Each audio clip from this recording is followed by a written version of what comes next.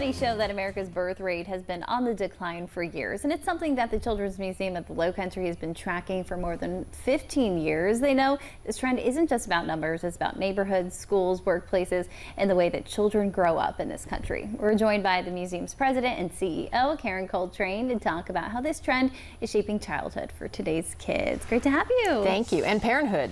As well. Yes, yeah. Okay, this is something that we've been hearing about a little bit more. We have, and like you said, 15 years. In 2008, when the Great Recession started, that was the first time we saw the native birth rate drop in the United States. That was kind of like, what? And everybody's like, oh, it's tied to the recession, which I'm sure it was.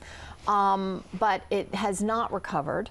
And we just had sort of an ominous occasion in that the birth rate has stayed below the replacement level for 10 years now. And that's going to show up in our future demographics. So you can have a blip and kind of get past it, but now we are deep in this. And so we've hit another record low in 2013 as they analyze the data. So according to the Census Bureau, American women now have on average 1.6 children, which is way below the 2.1 that we need to have replacement.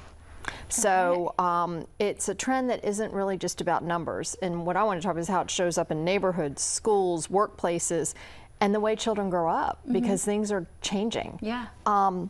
Fewer babies can mean smaller classes. In school, it can mean shorter lines at the pediatrician, which on the surface sounds like, hey, that's a good thing. But it also means shrinking kindergarten rosters, fewer playmates in neighborhoods, and kind of increased pressure on parents and early childhood folks to get it right, because the fewer there are, the more precious they are and the more we need, because eventually that'll be fewer people working to pay into Social Security and all of those kinds of things. So a recent study from the Brookings Institution found what I thought was kind of surprising.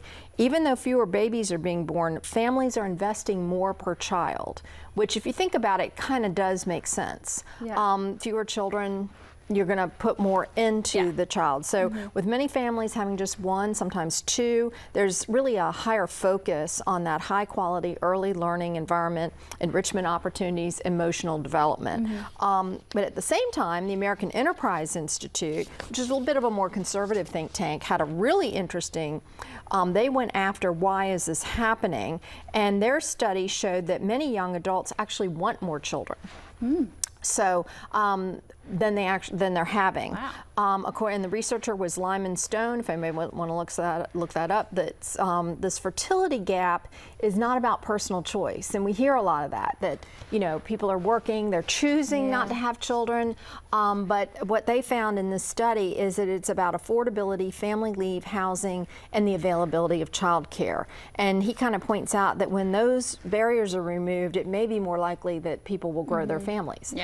Which again, kind of makes sense. So these are two different viewpoints, but what do they have in common? So researchers across the spectrum agree. Birth rate declining, the shift is changing what young families need. So whether it's high quality preschool, flexible work policies, community spaces that support play and connection, where I live, right? The need for early childhood really hasn't been greater, because the fewer there are, the more we need to invest in them and make sure we don't leave anyone in the background. So here in the Lowcountry, we're seeing the effects of this national shift. We opened South Carolina's first rural children's museum. You were there with me when we did that in St. George, thanks to the Boeing Company. And in its first year alone, we've had 7,000 visitors, which blew us all away. And they weren't just families looking for entertainment. They're looking for connection, learning, spaces where their children could really, explore safely. So back in Charleston, we've launched a new preschool, because we keep hearing about this, that blends STEAM learning, social emotional growth, and then the joy of just playing in the Children's Museum, right? So I think lots of organizations are starting to look to what can they do to even be more supportive of young future parents, right? Future grandparents, maybe, that can be supportive and help. If families would like to have more children, there's more resources at the table to make that happen. But we are in a new era.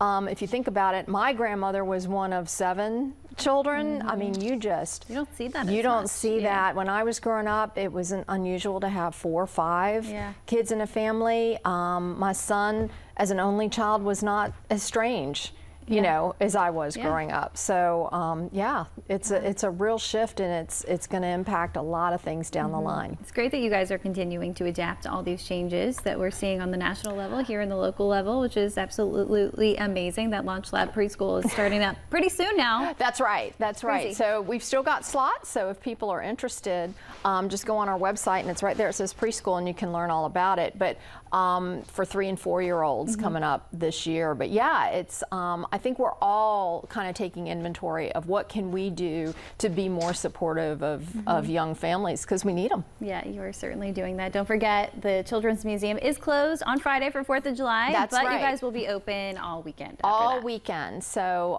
watching the weather there, looks like the beach day may be Friday. So if it changes Saturday and Sunday, we got you at the Children's Museum. Fantastic. Karen, thank you so much, as Thank always, you for being here. I appreciate it. Of course. Guys, that website is right there on the screen if you want to learn a little bit more as well.